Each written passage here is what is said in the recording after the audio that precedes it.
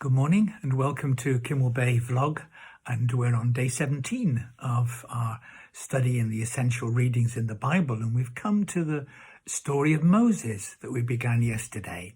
Today looking at how Moses has an encounter with God that really is a pivotal moment in his life.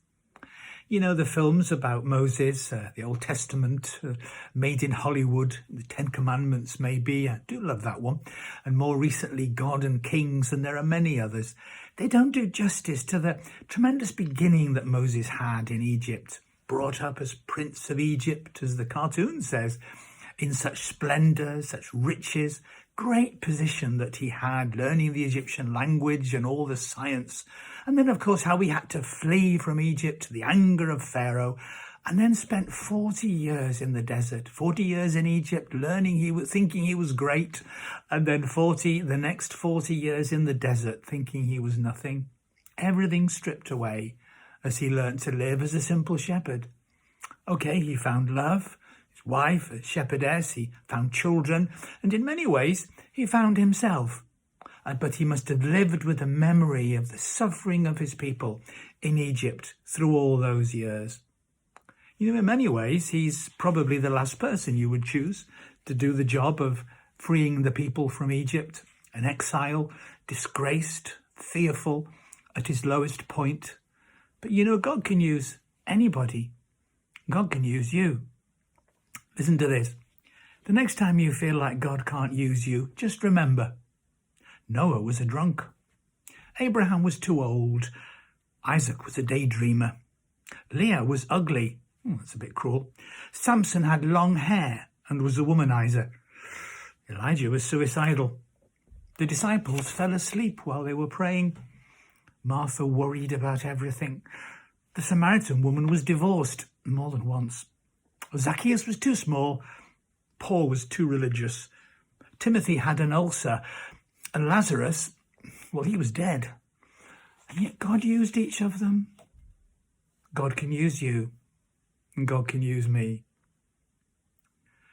The moment when Moses found God, or the moment when God called him, the normal daily routine, and that's how God reveals himself to us, isn't it? I think of Brother Lawrence, the famous French monastic who said, Lord of all the pots and pans. He was as close to God washing up in the kitchen as he was when he was taking the Holy Communion. God called him when he was tending his flocks in the desert, tending his sheep, not at sacred service, but as he was doing his normal daily job. And God called his attention. A burning bush, we know the story so well, a bush that was burning, and Moses must have seen many of these in the hot desert. But this was curious because it wasn't burning up. It wasn't shriveling with the flame. So Moses turned aside to see. He turned aside. God got his attention and called him. And as he approached, God said, take your shoes off your feet, Moses. This is holy ground. You're going to have an encounter with God. And then the Lord reveals how he's concerned about the suffering of the people in Egypt, how he's seen what they're going through, the taskmasters, the cruel labour, and how he wants to set them free. And I imagine Moses saying, well, about time too. I've been thinking about this these last 40 years. At last you're going to do something. What are you planning? And God says, I'm going to send you, Moses. And then a whole string of doubts and excuses come from Moses' heart. It is really quite amazing. Maybe some of them we've used too. Who am I that I should go to set the people free, says Moses in Exodus chapter 3 and verse 11. Who am I? And God says, well, it's not actually about you. It's about me. I'm sending you and I'll be with you. Okay. But what if I go, verse 13 of chapter 3, what if I go and they ask me his name? Maybe they'll ask me the name of the God that sent me. What shall I say then? And there in a wonderful revelation of a name that we still use today, the Lord says, I am who I am, Yahweh, Jehovah. I will be with you. That really is the more exact translation of the Hebrew here that doesn't have really tenses, future, past or present. I am with you. I will be with you. Moses, you go and I will be all you need. If you need strength, I will be your strength. If you need guidance, I will guide you. If you're afraid, I will be your strength. I will be with you. Still not enough. What if they don't listen to me? Chapter 4 and verse 1. What if they don't listen? What if they don't think I've been spoken to by God? And then the Lord says, what's that in your hand, Moses? Well, it's a shepherd's rod. Throw it down, turned into a snake. Moses ran, picked it up, turned back into a rod. There you are. Something that you can do. That will show to them. Still not enough. Verse 10, really, I can't speak very well. Some people suggested that Moses had a stuttering problem. I'm not eloquent. I've never been a good speaker. Who made man's mouth? God says. Really, I will be everything you need. He's making it so easy for Moses. And then we get to the nub of the problem in verse 13. Moses says, verse 13 of chapter 4, send someone else. That's at the bottom of all his excuses. I don't want to go. I'm afraid. Send someone else. And the Lord loses his patience with Moses and says, look, Aaron, your brother, he's coming to meet you right now. He's going to go and you can speak to him. These tremendous string of doubts that Moses presents to get out of the job. And doubts in many ways are okay. We're allowed to doubt. We don't always have to swallow something without thinking.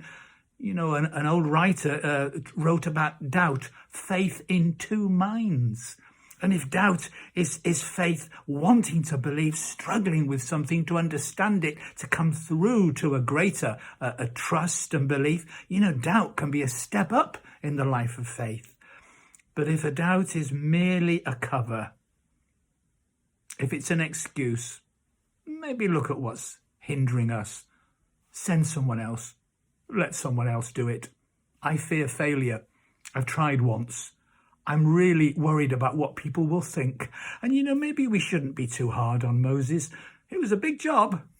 Maybe 40 years later, he would realize when he finally stands and the Lord takes him to himself. But he went, He did the job.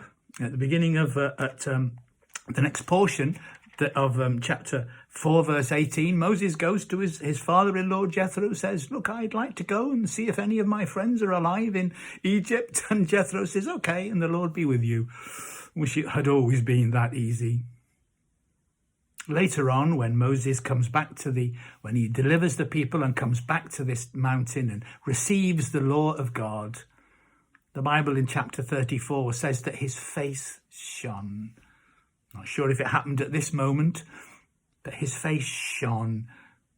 Shouldn't our Christian experience make a change in our lives? When God speaks to us, surely it should have a difference. I'm not talking about a false or superior, far away look. It's easy to fake and even more easy to dismiss. But no, a real genuine humility and compassion, a sense of wonder from having been in God's presence. God, He makes a difference in our lives. He will make us more compassionate, kinder. I often think that if our religion doesn't make us kinder, doesn't make us a nicer person, maybe we've somehow got the wrong end of the stick. What do you think? And then if I can finish with just that what question that God asked Moses. He said, what is that in your hand? What can you do for God? You say, well, I can't do anything.